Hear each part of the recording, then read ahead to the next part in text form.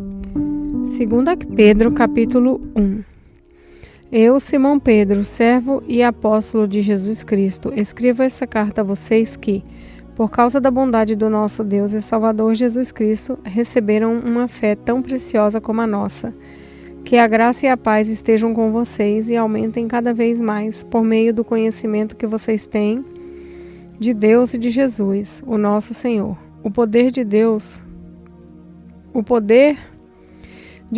nos tem dado tudo o que precisamos para viver uma vida que agrada a Ele, por meio do conhecimento que temos daquele que nos chamou para tomar parte na sua própria glória e bondade. Desse modo, Ele nos tem dado os maravilhosos e preciosos dons que prometeu. Ele fez isso para que, por meio desses dons, nós escapássemos da imoralidade que os maus desejos trouxeram a este mundo e pudéssemos tomar parte na sua natureza divina. Por isso mesmo, façam todo o possível para juntar a bondade à fé que vocês têm. A bondade juntem o conhecimento. E ao conhecimento, o domínio próprio. E ao domínio próprio, juntem a perseverança, e a perseverança, a devoção a Deus.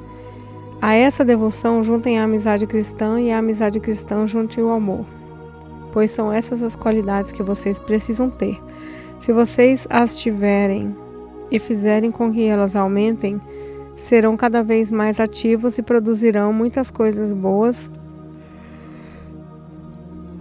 como resultado do conhecimento que vocês têm do nosso Senhor Jesus Cristo. Mas quem não tem essas coisas é como um cego ou como alguém que enxerga pouco e esqueceu que foi purificado dos seus pecados passados. Portanto, meus irmãos, procurem ficar cada vez mais firmes na certeza de que Deus os chamou e escolheu. Se vocês fizerem isso, jamais abandonarão a fé. E assim receberão todo o direito de entrar no reino eterno do nosso Senhor e Salvador Jesus Cristo. Por isso, farei sempre com que vocês lembrem dessas coisas, embora já as conheçam e estejam firmes na verdade que receberam.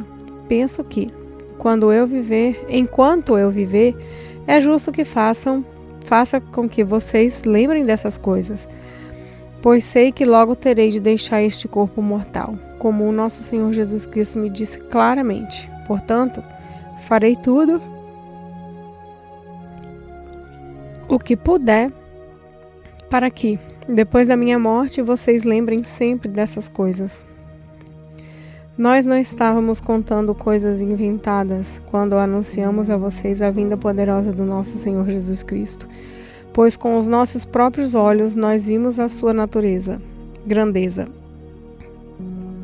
Nós estávamos lá quando Deus, o Pai, lhe deu honra e glória.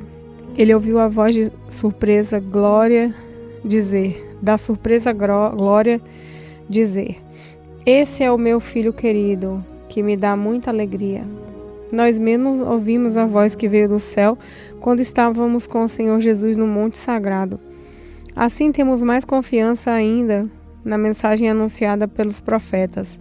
Vocês fazem bem em prestar atenção nessa mensagem, pois ela é como uma luz que brilha em lugar escuro, até que o dia amanheça e a luz da estrela da manhã brilhe no coração de vocês. Acima de tudo, porém, lembrem disso. Ninguém pode explicar por si mesmo uma profecia das Escrituras Sagradas, pois nenhuma mensagem profética veio da vontade humana, mas as pessoas eram guiadas pelo Espírito Santo quando anunciavam a mensagem que vinha de Deus. 2 Pedro, capítulo 2. No passado, apareceram falsos profetas no meio do povo, e assim também vão aparecer falsos mestres entre vocês. Eles ensinarão doutrinas destruidoras e falsas e rejeitarão o mestre que os salvou. E isso fará com que caia sobre eles uma rápida destruição. Mesmo assim, muita gente vai imitar a vida imoral deles. Por causa desses falsos mestres, muitas pessoas vão falar mal do caminho da verdade. Em sua ambição pelo dinheiro, esses falsos mestres vão explorar vocês, contando histórias inventadas. Mas faz muito tempo que o juiz está alerta e o destruidor deles está bem acordado. Pois Deus não deixou escapar os anjos que pecaram, mas os jogou no inferno e os deixou presos com correntes na escuridão, esperando o dia do julgamento. Deus não deixou escapar o mundo antigo, mas trouxe o dilúvio sobre o mundo dos que não queriam saber de Deus. A única pessoa que ele salvou foi Noé, que anunciou que todos deviam obedecer a Deus. E Deus também salvou as outras 7 pessoas. Deus condenou a cidade de Sodoma e Gomorra, destruiu-as com fogo como exemplo do que vai acontecer com os que não querem saber dele. Ele salvou Ló, um homem bom, que estava aflito, porque conhecia a vida daquela gente imoral. Todos os dias esse homem bom que vivia entre eles ficava muito agoniado ao ver e ouvir as coisas más que aquela gente fazia. Tudo isso nos mostra que o Senhor sabe como livrar das aflições as pessoas dedicadas a Ele e também sabe como guardar os maus debaixo do castigo para o dia do juízo, para o dia do julgamento. Ele castigará especialmente os que seguem os seus próprios desejos imorais e desprezam a autoridade dele. Esses falsos mestres são atrevidos e orgulhosos. Eles não têm nenhum respeito pelos gloriosos seres celestiais e os insultam. Ora, até mesmo os anjos, sendo muito mais fortes e poderosos do que esses falsos mestres, não os acusam com insultos na presença do Senhor. Mas esses homens agem por instinto, como os animais selvagens que nascem para serem caçados e mortos. Eles xingam aquilo que não entendem. Por tudo isso, eles serão destruídos como animais selvagens e pagarão com o sofrimento que causaram aos outros. Eles têm prazer em satisfazer em pleno dia os seus desejos imorais.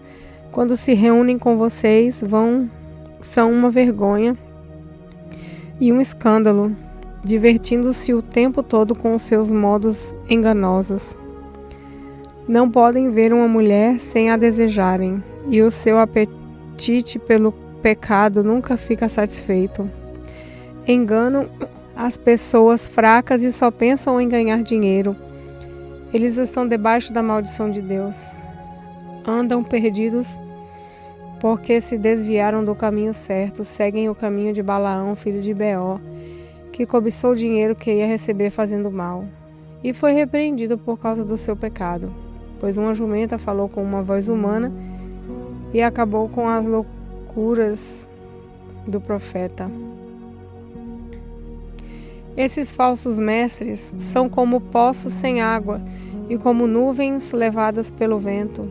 Deus reservou para eles um lugar na mais profunda escuridão.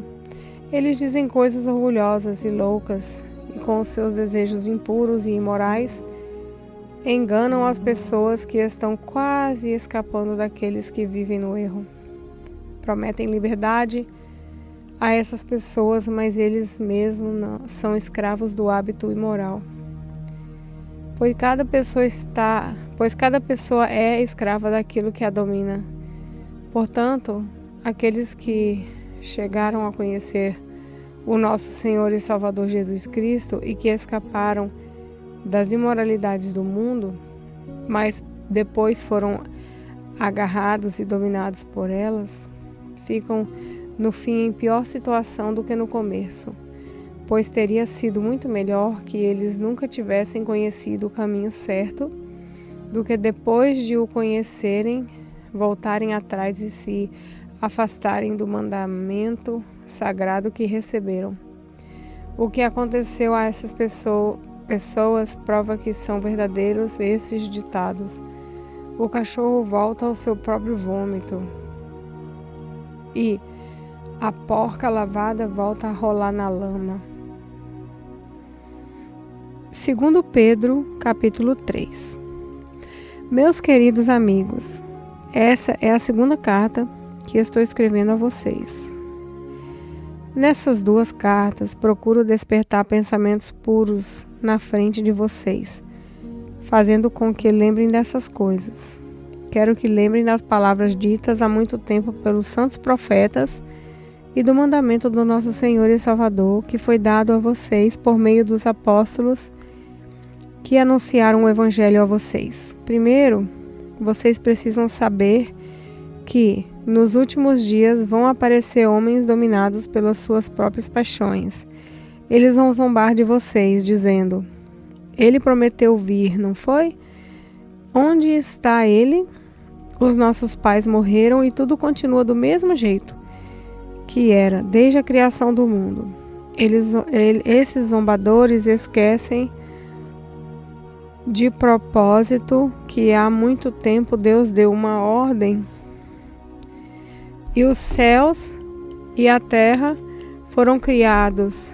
Esquecem que a terra foi formada da água e no meio da água e também pela água do dilúvio do mundo antigo foi destruído.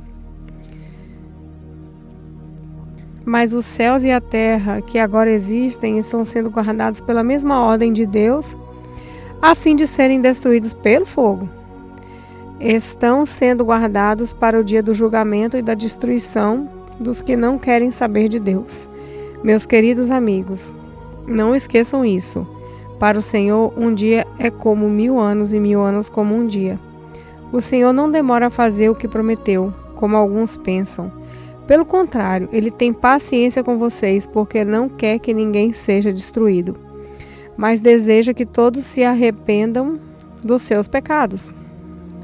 Porém, o dia do Senhor chegará como um ladrão. Naquele dia, os céus vão desaparecer com um barulho espantoso e tudo o que há no universo será queimado. A terra e tudo o que existe nela vão sumir. Sabendo que tudo isso vai ser destruído assim, então que tipo de gente vocês precisam ser? A vida de vocês deve ser agradável a Deus e dedicada a Ele. Esperem a vinda do dia de Deus e façam o possível para que venham logo. Naquele dia os céus serão destruídos como fogo e tudo o que há no universo ficará derretido. Porém Deus prometeu e nós estamos esperando um novo céu e uma nova terra, onde tudo será feito de acordo com a vontade dele. Por isso, meus amigos, enquanto vocês esperam aquele dia, façam o possível para estar em paz com Deus, sem mancha e sem culpa diante dele. Lembrem que a paciência do nosso Senhor é uma oportunidade para vocês serem salvos, pois o nosso querido irmão Paulo, com a sabedoria que Deus lhe deu, escreveu a vocês sobre esse assunto. E foi assim mesmo que ele disse em todas as suas cartas quando escreveu a respeito disso. Nas cartas dele, há algumas coisas difíceis de entender, como que os ignorantes e os fracos na fé explicam de maneira errada, como fazem também com outras partes da Escritura Sagrada. E assim, eles causam a sua própria destruição.